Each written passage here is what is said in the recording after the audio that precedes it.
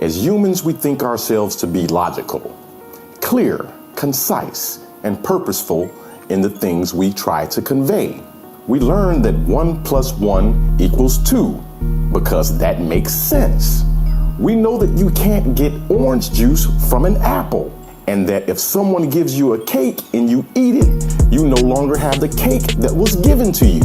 We know that combining the colors yellow and blue make green, and doing the same with white and black make gray.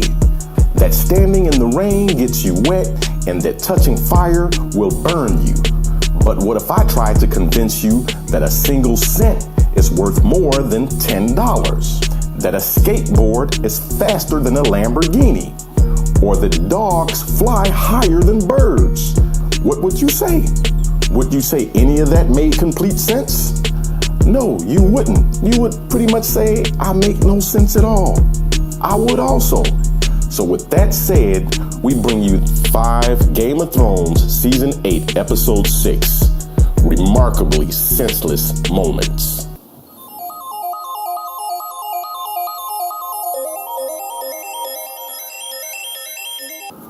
Drogon destroying the throne.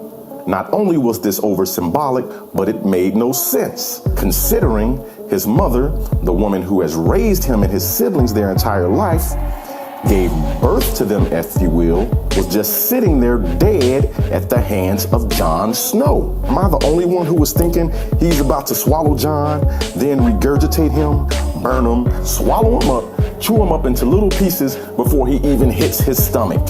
Okay? How does that make any sense? Jon was supposed to be dead at that point. Yeah, I know, he's Targaryen. But that was Drogon's mother. And you just don't kill anybody's mama. I'm sorry. And also expect to live? I'm a dragon, and you just killed my mother. You must be one of the dumbest persons in the world to still be standing here after doing such a thing. When you heard me downstairs screaming when you did it, you should have ran. Well, at least that's what I would have said to Jon if I was Drogon and also a dragon that could speak. Just saying. But to see Drogon attack the throne instead of a person who just killed his mother is going to be bewildering to me for days on end. Now, I do understand that dragons are known to be wise. But let's be honest, that's not how the dragons in the Game of Thrones were portrayed. So all of a sudden, I'm to believe that Drogon has become Drogon the Wise. And now he understands and grasps the whole history of the throne and how many lives have been lost in pursuit of this iron chair. So he destroys it. How did the writers even come up with this? I don't know. But Drogon being an all-wise dragon at the end of the series is just terrible writing to me. Jon gets to live after killing my mother? No, not my mama. Bran becoming king. Okay, so Bran is now king. I know. The script leaked a long time ago. And actually, before I even did the first 2 predictions on this channel, I knew of that script, but I chose not to follow the details of the leak. Yes, I'm a dreamer. And my imagination caused me to say, you know what? The Game of Thrones writers wouldn't do the terrible things that are talked about in these leaks, but I guess it was all true. So Bran ends up the king of the 7 kingdoms. So for the past 3 seasons, we watched as Bran became the 3-eyed raven, all wise. And when asked, how do you feel, Bran? He clearly states, I'm not Bran anymore, meaning that Bran actually died and the 3-eyed raven now lives in Bran. Or do they share some sort of symbiotic relationship like Dax from Star Trek? What's going on? And when he was asked to be king of the North, he clearly says, I cannot be king. He clearly says he cannot be king. I know some will say he just meant he couldn't be king of the North because he always knew he would be the king of the 7 kingdoms. But the writers made it seem as if he did not have time or want to be a powerful leader. So what's being expected of me is to believe that all of this time, Bran, or the 3-eyed raven, has been putting things in motion for him to become the king of the 7 kingdoms. Oh, I'm sorry. I mean the 6 kingdoms, because the North now has a queen in Sansa. I mean, Bran was left out of season 5 altogether. didn't make an appearance. How important should that have been if we're trying to develop his character? Wouldn't you think that would be a very important thing to do? Actually develop this character into the king of the seven kingdoms?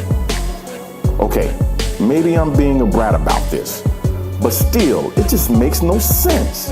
Now I have to know that the three-eyed raven wasn't just some wise guy, or wise whatever, but the three-eyed raven was a conniving, sneaky, cutthroat snake who wanted the throne room all this time?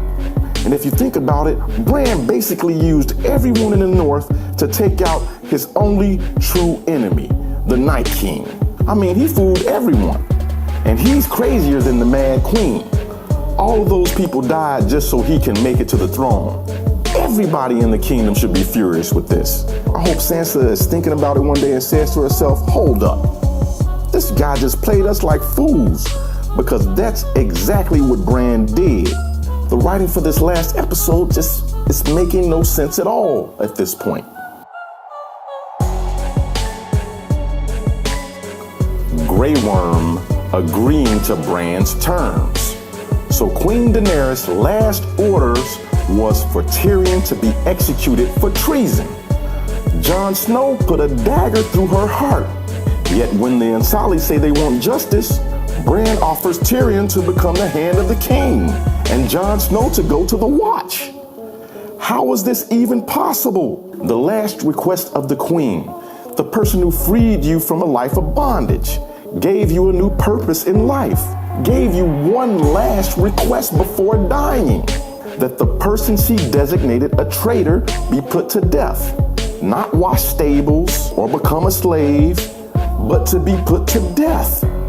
And I'm supposed to believe the Unsullied agreed to him becoming the hand of the king, all because Bran said he's going to be paying for all his mistakes for the rest of his life?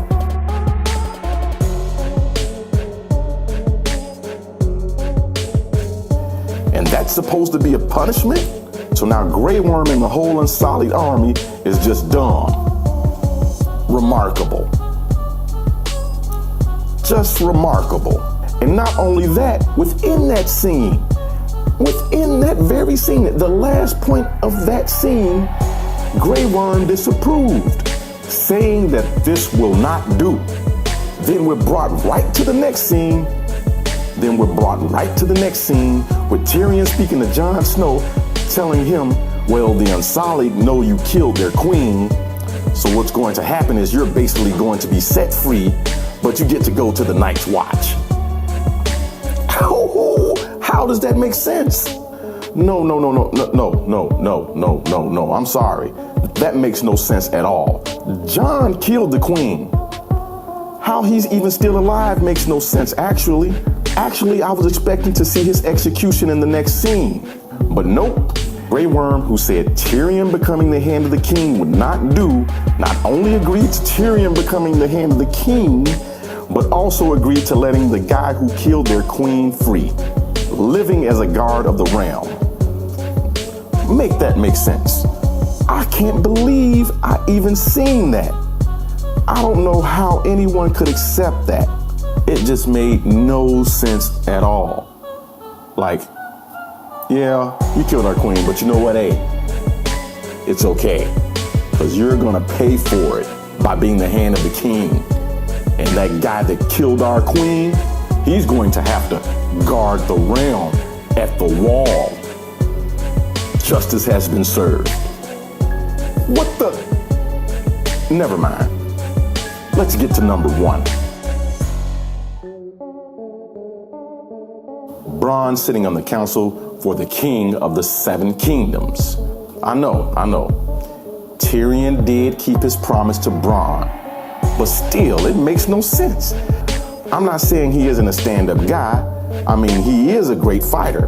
Who made that decision? It definitely couldn't have been the three-eyed raven. See, that's what I'm talking about. The three-eyed raven is a snake. He was never wise in the first place. Probably just made a bunch of predictions that happened to come true because he's a gambling man, because only a gambling man would gamble with the kingdom's finances by having Bran the head of the treasury, keeper of the money or whatever. So now we are to believe the all-wise three-eyed raven is a dummy, And so is Tyrion? Okay, I haven't read the books. And I don't know, is it that because he's the Lord of Highgarden, does Highgarden come with all this money for the kingdom? I don't get it. I don't get it. But like I said, I'm not versed in the world of fire and ice. But even if that's the case, someone should have thought about making sure he wasn't in charge of all that money. He can have Highgarden, but giving him all that money and him making decisions on what gets rebuilt in the city? No. I just can't believe that no matter what the writers wrote, that Bran the Three-Eyed Raven, or anybody else for that matter who sits on the council, would be just that stupid to allow Bran all that power. Because let's be honest, money is the most powerful thing in the Game of Thrones. The no-good person who leaked the last 3 episodes, or the writers of the last 3 episodes. Yes, it's well known that the last 3 episodes were leaked on Reddit, and that every prediction within those leaks were accurate. But if you see this, you who let that leak out, you know, I let it slide with the first one. And yeah, I kinda seen it was very accurate. But when it came to the second one, I knew then that everything you leaked was possibly true. But you know what? I'm a betting man, and I thought to myself, the writers would not do this to us, not the fans. They would not write something so terrible for the final episode. The outcome will not be what has been leaked. They wouldn't do this to us. But we can all agree, well, most of us can agree, that it was terrible writing of the 3 episodes that really ruined this season. Yes, it's been known for some time that they didn't really have anything to go on, but references on how the story should play out. But still, that's no excuse. The book Fire and Ice gave us some incredible episodes for some seasons. All you had to do was dive deep into your imagination, and if you didn't have the imagination to do so, you should have hired someone who would have done so. There are a number of talented writers out there who could have given us a satisfactory last season of Game of Thrones. So we ended up with this. All these senseless things that just didn't make any sense at all. It felt rushed. But on this final episode, I was really looking for something that would be memorable for a lifetime, because the show itself should go down in history as one of the greatest TV productions of all time. Yes, it should. But that final episode did not do it justice. So now that you know the remarkable, senseless things about episode 6 of the final season of Game of Thrones, could you do me a favor and press that subscribe button?